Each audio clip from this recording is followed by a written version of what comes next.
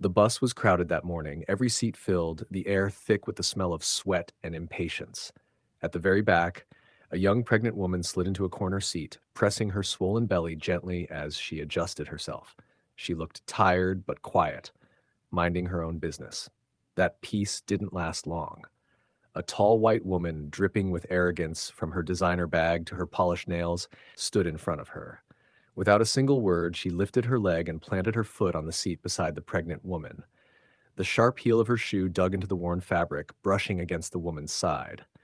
The pregnant lady gasped softly and shifted away, but the woman smirked. "Move your bag," the white passenger hissed.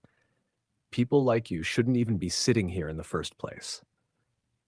Heads turned. Some passengers glanced over, curious, but quickly looked away. Nobody wanted trouble. The pregnant woman kept her voice calm. "Ma'am, please, I'm not bothering you. I just need a little space." The woman leaned closer, her voice a toxic whisper that carried across the bus. "Space? You people take up enough space already? You and that thing in your stomach." A silence swept over the bus. The cruelty was sharp, cutting through the hum of the engine. The pregnant woman's eyes filled, but she didn't speak. Instead of backing off, the white passenger pressed her foot harder against the seat, as if claiming territory. "You should be grateful I'm even letting you ride the same bus as me."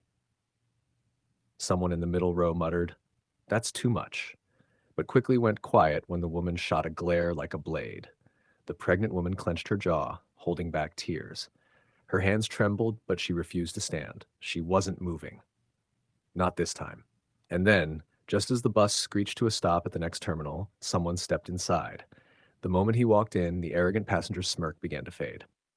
The man who stepped onto the bus was tall, dressed in a crisp navy uniform that seemed to command respect instantly. His polished boots thudded against the floor as he made his way down the aisle, his eyes sweeping over the passengers with quiet authority. The pregnant woman's face lit up, not with relief, but with something more complicated, almost restrained.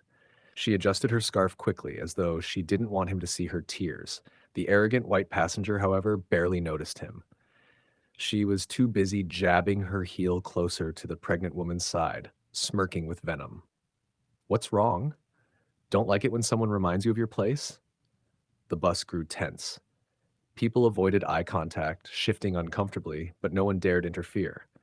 The man finally stopped right beside them. His shadow fell over both women. He looked down slowly, his jaw tightening as he took in the scene.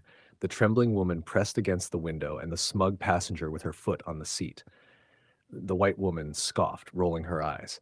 "What are you staring at? Mind your business. This isn't about you." But the man didn't move.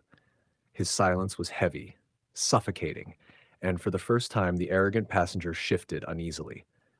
Then he spoke, his voice deep, steady, and cold enough to freeze the air in the bus. "Take your foot down." The bus went silent. Nobody breathed, not even her. The white woman let out a sharp laugh, the kind that dripped with arrogance. She didn't move her foot an inch. "Excuse me. Who do you think you are? You don't tell me what to do." Um, her voice rose, slicing through the silence. Passengers shifted, some biting their lips, others gripping their seats as if waiting for an explosion. The man didn't flinch. His eyes stayed locked on her, dark and unblinking. I said, "Take it down." The woman sneered, leaning back like she owned the entire row. "Listen here. Where I come from, people like you don't give orders. You take them. And if this little," she jabbed her finger toward the pregnant woman, "thinks she can sit here like she's equal, she's wrong." Gasps rippled through the bus. A child near the front whispered, "Mama, why is she so mean?" His mother pulled him close, shushing him quickly. The pregnant woman lowered her head, but her hands clenched her dress so tight her knuckles whitened. She didn't want pity, she wanted justice. The man stepped closer, his presence filling the aisle.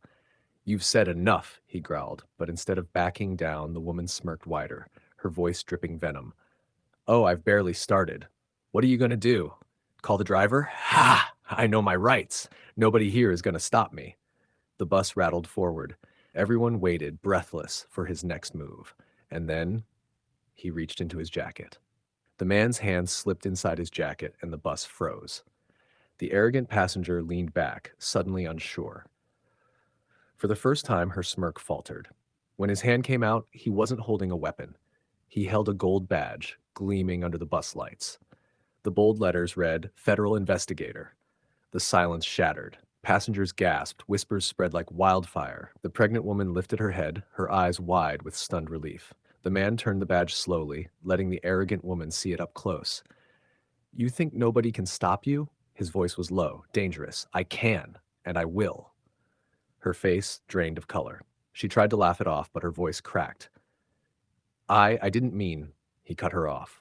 You humiliated a pregnant woman. You disrespected every single person here, and you thought you could get away with it because of the color of your skin. Passengers erupted, voices overlapping. That's right! Finally, someone said it! Even the driver glanced back, nodding. The man bent closer to her trembling face. Now apologize. Her lips quivered. For once, her pride couldn't save her. She turned to the pregnant woman, voice small, broken. I'm sorry. The bus filled with claps, cheers, even tears. The pregnant woman exhaled, as though a weight had lifted from her chest. The man straightened, his voice final. Let this be the last time. That was today's golden story. If you felt the tension, if you loved the twist, don't just watch and scroll. Hit that like button, drop your thoughts in the comments, and make sure you subscribe to Golden Stories so you never miss the next one. Your support keeps these powerful stories alive.